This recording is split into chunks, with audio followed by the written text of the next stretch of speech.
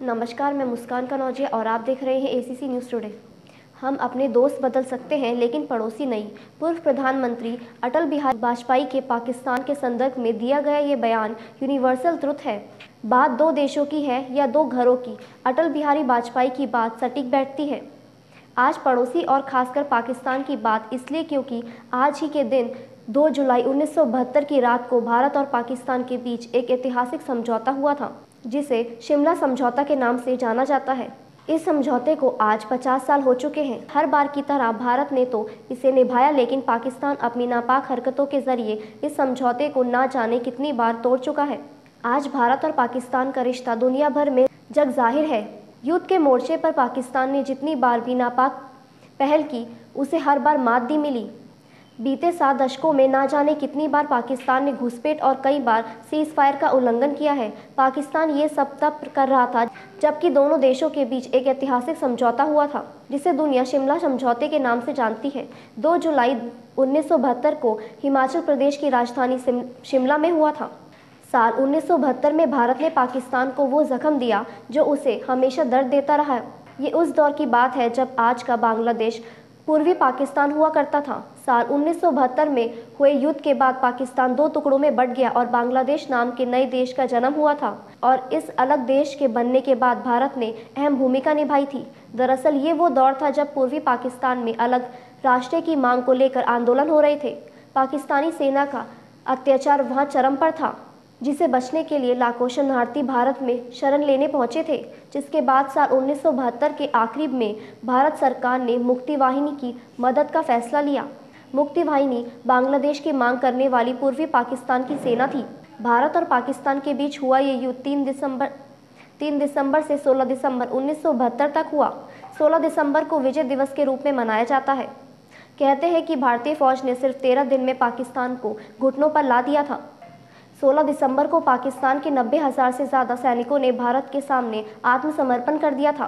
भारत के आगे पाकिस्तान ने घुटने टेके तो पूर्वी पाकिस्तान एक नए देश बांग्लादेश के रूप में अस्तित्व में आ गया था। पाकिस्तान को इस जंग के बाद फिर भारत के हाथों मुंह की खानी पड़ी थी और पाकिस्तान 2 टुकड़ों में ही बंट गया था। इस युद्ध के बाद देश की तत्कालीन प्रधानमंत्री इंदिरा गांधी को आयरन लेडी कहा जाने लगा था। युद्ध में भारत से हारने के बाद 90,000 से ज़्यादा पाकिस्तान सैनिक युद्ध बंदी थे। उधर पाकिस्तान के तत्कालीन राष्ट्रपति जुल्फिकार अली भुट्टो पर दबाव पड़ गया था। उन्हें एहसास था कि इसके बदले उन्हें देश की आह्वान का विरोध अकेले झेलना पड़ेगा। जिसके बाद उन्होंने भारत की तत्कालीन प्रधानमंत्री इंदिरा गांधी से बात कर समझौता का संदेश भिजवाया था। जिसके बाद 28 जून से 2 जुलाई तक शिमला शिखर वार्ता का कार्यकाल तय हुआ। 28 जून के तय कार्यक्रम में तहत पाकिस्तान राष्ट्रपति जुल्फिकार अली भुट्टो और उनकी बेटी बेनजीर भुट्टो के साथ पाकिस्तान की ओर से एक प्रतिनिधि मंडल शिमला पहुंचा। इंदिरा गांधी पहले से ही शिमला में मौजूद थी। कहते हैं कि समझौता के लिए भारत ने पाकिस्तान के सामने कुछ शर्तें रखी, जिनमें से कुछ पाकिस्तान के ऐतराज़ था, लेकिन इंदिरा गांधी अड़ी रही। कहते हैं कि समझौता से पहले एक बार बात बिगड़ गई थी और एक वक्त आया जब लग रहा था कि पाकिस्तान प्रतिनिधि मंडल बिना समझौते पर दस्तखत किए वापस लौट जाएगा। इंदिरा गांधी अपनी बात पर अड़ी रही और आखिर में उनकी कूटनीति काम कर गई। 2 जुलाई को पाकिस्तान प्रतिनिधि मंडल के लिए विदाई भोज रहा था। बात बनते और बिगड़ने के बीच लगने लगी, लेकिन तब रात के करीब 10 बजे राजभवन में हलचल बढ़ने लगी। आनन फानन में समझौते के कागजात तैयार किए गए। रात 12:40 पर शिमला समझौते और इंदिरा गांधी और बेनजीर भुट्टो ने हस्ताक्षर किए। इसलिए तकनीकी रूप से समझौता 3 जुलाई को हुआ है। शिमला के वरिष्ठ पत्रकार पीसी लोमी व रविंद्र रणदेव इस समझौते की बातें रहे। एक वक्त ठंडे बस्ते में जाते समझौते एकाएक बात बन गई। कहते हैं कि ये सब कुछ इतनी तेजी से हुआ कि जब शिमला समझौते पर हस्ताक्षर होने थे, राजभवन की उस टेबल पर कपड़ा था और ना ही समझौते पर हस्ताक्षर के लिए कलम। आनन फानन में सारे इंतजाम किए गए थे।